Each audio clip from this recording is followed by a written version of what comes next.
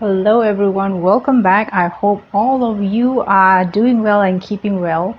Following the poll video that I did on how to care for your pearls, a few of you have been asking me, Eileen, could you please do a video on the different types of pearls? I'm very confused. So your wish is always my command, and that's exactly what I'm going to be covering in this video. I have actually done a few videos on this. One of them is the Trinity of Pearls, which I'm going to be linking up above and towards the end of the video. But in that video, I'm just covering 3 different types of pearls. So I'm going to go in depth for this video. Let's start with the first one because it's going to be quite lengthy. So the first one, obviously when it comes to everyone's mind, is the classic white pearls. Everyone thinks that pearls is just white in color. That is so far from the truth. The most famous pearls in the world is the Mikimoto pearls, made famous by Mr. Mikimoto because he is the first one who pioneered cultivated pearls. Prior to him, only monarchs or very wealthy people thousands of years ago or hundreds of years ago can own and wear pearls because it took so much effort to get them. Divers had to dive into the sea, and let's say out of 800 pearls, you can only find one single pearl from that 800 pearls. So imagine how many times they have to dive into the sea to find them. And once you find them, you need to grade them according to size. That is not all. Imagine having a strand with different types of sizes and different types of color and luster on it. It will be disastrous. So first they have to grade it according to the size, and then they have to grade it according to the color, because there are so many shades of white. There is the purest of white, and then there is the one with the pinkish hue and the creamy one, and the ones with the blue tinge in it. Have to grade them according to the size, according to the color, and then that's not the end of the story. They have to grade them according to the luster as well. The most coveted character of a pearl is its luster, because cultivated pearls takes a minimum of 3 years to cultivate, and the longer it's being left in the mother pearl, the more layers of nacre is going to be formed around the nucleus. So definitely the longer it is, the more layers of nacre will produce a higher shine, because when the light hits that thick nacre, it's going to reflect beautifully. It's exactly like the coating of your car. If you see the coating of luxury cars, you can understand what I'm talking about as compared to normal cars. Classic pearls are the white pearls, and these are called seawater pearls. Now we have another category of pearls, which is the Tahitian pearls.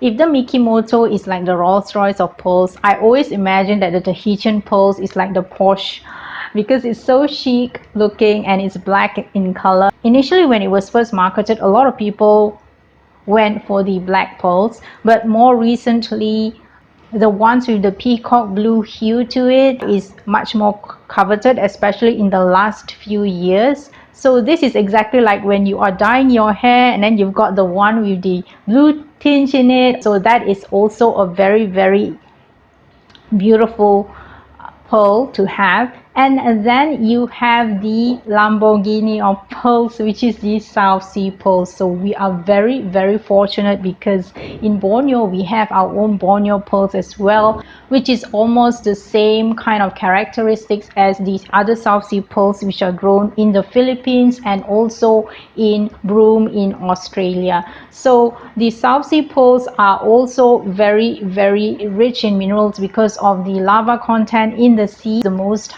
famed South Sea pearls of all is the golden South Sea pearls. So no one in the world can rival the South Sea pearls in terms of the multiple types of colors that they have created. They actually inject the colors into the pearls, but obviously the most famous of all is the golden South Sea pearls because it has a gold tinge to it. For me, I actually prefer the lighter shade, which is more like champagne color, because as Asians, I think we have a very yellow tone and it's not so complementary to our skin tone. So these are the 3 main category of pearls, which I've already highlighted in my Trinity of Pearls video. All these pearls are seawater pearls. And then you come to the category that is freshwater pearls. Freshwater pearls are not that round, that's why they are not that desirable. But having said that, actually before cultivated pearls, the natural pearls will actually look sort of like that. It sort of look sort of squarish round, not really that round. That's how a natural formed pearl looks like actually. So freshwater pearls is not cultivated in the seawater, it's cultivated in clear water or fresh water or a river estuary which is running close to the sea. So that is exactly why their shape is not so round, so it's not so coveted. As well as that, maybe because of the mineral content of the sea, which is much more rich, freshwater pearls does not seem to have as much luster as seawater pearls. That is exactly why you can get them at a much lower price. And then you have this one, which is called the coin pearl. Exactly why? Because it looks exactly like a coin. It's flat, and also in this instance I have actually mixed it together with the seed pearls. Why is it called seed pearls? Because it looks exactly like a seed, and some people actually call it rice pearls as well because it looks like a rice pearl. So next one I would like to point out is the biwa pearl. Some people call it the stick pole. So I've got two versions here. One is really slim and long, and the other one is more like a plump looking one. So these two are what you call biwa poles. They are very unusual in shape as well, and it's also very unique. So that's exactly why I say that poles are always so mesmerizing. Even after almost more than a decade of collecting poles and buying and selling them, I still get really mesmerized, and I still get fascinated by newer and newer designs and newer types of poles coming out into the market. And then you have this, what you call the Baroque pearls, and I have acquired some of the most fabulous pieces of Baroque pearls. This has been a labor of love. It has taken me a few years, in fact, to get this. My usual jewelry suppliers, I've seen their Baroque pearls, but it doesn't seem to appeal to me. And then recently I managed to acquire them from a new supplier. It's really so stupendously beautiful that you cannot imagine. So I'm going to be doing that in another video. I'm not going to squeeze it into this video because I think it will not give it justice.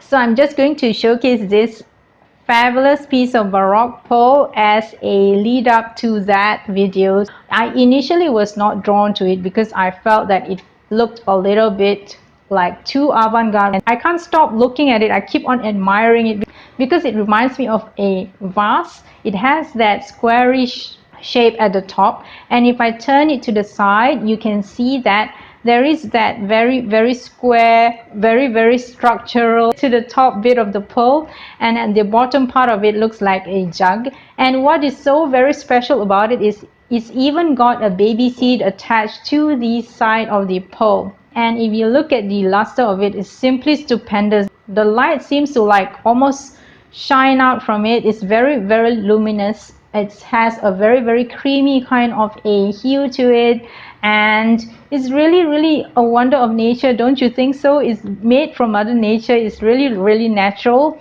And what is so fascinating about Baroque pearls is that not a lot of people know this, but previously pearl farmers would actually throw them away because they would think that it's useless and worthless, because they think that it's deformed, until the designer YSL saw the potential in it.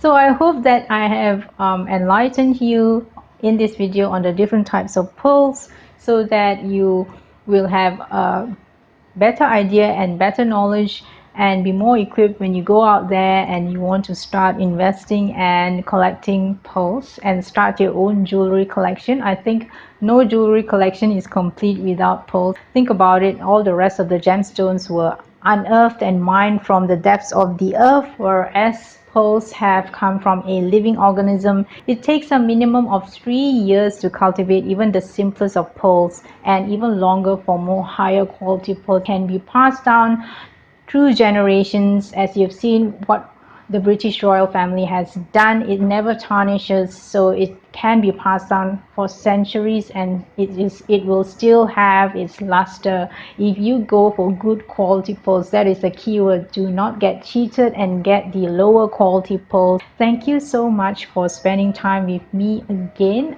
I really appreciate your support, and I am really humbled that you have asked me to do this video. That means that you are watching my videos, and I have piqued an interest in you about pearls so that they can appreciate it as well.